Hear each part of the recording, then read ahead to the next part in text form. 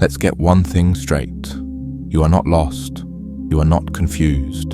You are not a victim of circumstance. You are lazy. You are mentally lazy. You are spiritually lazy. You are refusing to do the one thing that every successful man in history has been forced to do. Look into the future and decide what it will be. You think your life is just happening to you? You think you're just rolling with the punches? No. You are a leaf in a hurricane, and you've chosen to be the leaf. You have surrendered your agency, your power, your entire future to the wind of chance. And the wind doesn't care if you end up in the gutter. The wind doesn't have a plan for you. If you do not design your future with ruthless, specific, unforgiving detail, you will default to what you know. You will return to your past. You will recycle your failures. You will relive your pain. Your brain is a machine that seeks the path of least resistance. And the path of least resistance is the one it's already walked. It's the familiar. It's the comfortable. It's the broken. This isn't philosophy. This is neurology. This is psychology. This is the cold, hard law of human behavior. And most men are too weak to break it. 1. Vision or prison, the autopilot of failure. Look at your life right now. Your morning routine, your drive to work, the food you eat, the conversations you have, the thoughts that cycle in your head. How much of it is a conscious choice? How much of it is just replay? Most men are living a recording of their own past failures on a loop. They wake up at the same time, dread the same job, have the same worthless thoughts, come home to the same distractions and numb themselves to sleep with the same garbage. Friday comes, they get drunk at the same bar with the same losers, talking about the same problems. Monday comes, and the cycle resets. This is not a life. This is a prison sentence you are willingly serving. And the warden is your own unwillingness to plan. Why? Because having a vision requires work. It requires sitting in a silent room with your own thoughts and confronting the terrifying question, and what do I actually want? It's easier to just hit play on yesterday's tape. It's easier to complain than to create. It's easier to be a critic of your life than the architect of it. A man without a vision has no future. He only has a past that he's condemned to relive over and over until he dies filled with regret. He is a ghost, haunting the empty shell of his own potential. 2. The seduction of comfort. Your past is your comfort zone. It's a warm, familiar blanket of known miseries. You know how to be broke. You know how to be out of shape. You know how to be lonely. You know how to fail. It's familiar. It's easy. Planning a new future is cold. It's unknown. It's uncomfortable. It requires you to be someone you haven't been before. It requires you to do things you haven't done. So what does the weak man do? He says, I'll start tomorrow. He says, I'm just gathering information. He says, I need to figure myself out first. These are lies. They are the seductive whispers of comfort, pulling you back into the warm, soft, suffocating embrace of your past. Every time you choose the video game over the online course, you are choosing your past. Every time you choose to scroll through social media instead of building a skill, you are choosing your past. Every time you choose to watch porn instead of planning your financial freedom, you are choosing your past.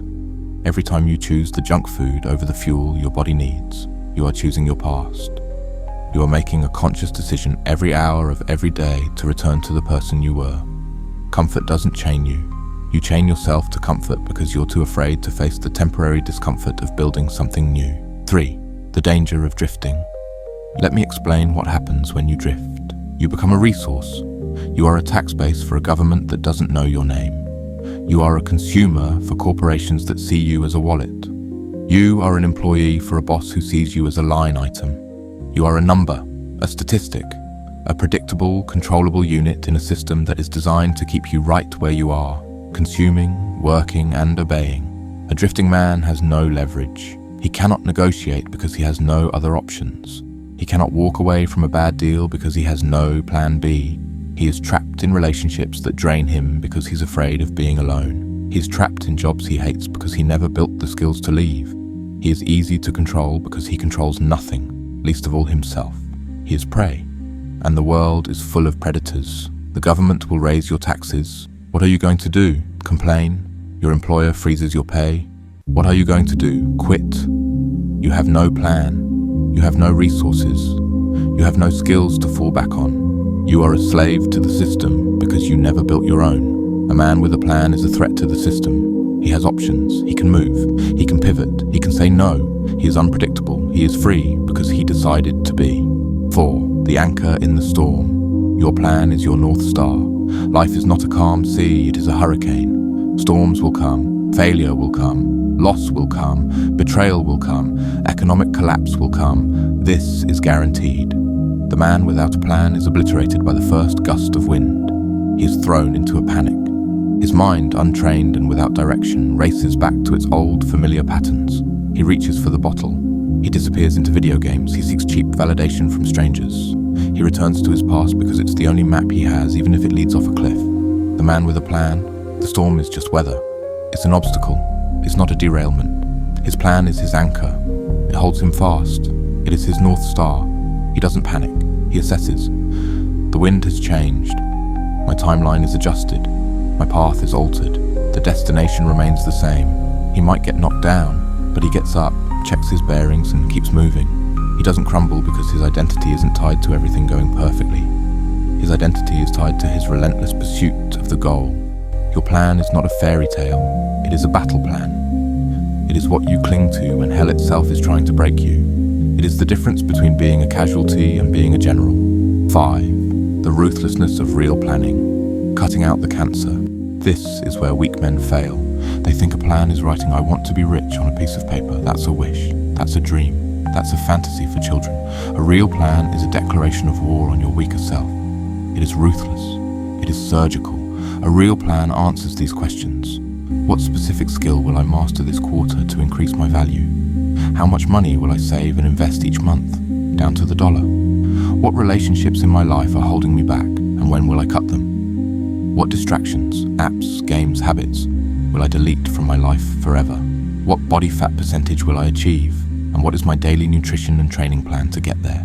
What exactly will my life look like in 5 years? Describe the day in explicit, undeniable detail. This level of planning transforms you. It makes temptation irrelevant. Why would you be tempted by porn when your plan is to build an empire and attract a real queen? You wouldn't. It's beneath you. Why would you be tempted to waste money on a flashy car when your plan is financial freedom by 40? You wouldn't. It's a clown's purchase. Your plan becomes your identity. It is the filter through which you see every decision. Does this action serve the future me or does it serve the past me? There is no middle ground. Every choice is either construction or demolition. The crossroads. So here you stand, at the crossroads of your entire life. One path is easy. It is broad, well-trodden, and lined with comfortable distractions. It leads back to everything you already know, all your familiar failures, all your familiar regrets. It is the path of no plan. It is the path of the leaf blown by the wind. It is the path of returning to your past. The other path is narrow, dark, and difficult. It requires you to walk alone. It requires you to carry the heavy burden of expectation. It is the path of the plan. It is the path where you become the wind. It is the path to a future you cannot yet see, but that you have decided, with every fibre of your being, you will create. The choice is yours, but understand the consequence of inaction. If you do not plan your future, you are not standing still. You are actively choosing to return to your past. You are voting for your own failure. You are signing a contract with your own weakness. A man who doesn't plan his future doesn't have one. He just has a longer and longer past. Now, sit down. In the silence, no distractions, no excuses, and design the motherfucking future you refuse to live without. Become the architect, or remain the rubble. The blueprint is waiting. Do the hard work, especially when every part of you doesn't want to. Subscribe, and I will see you in the next video.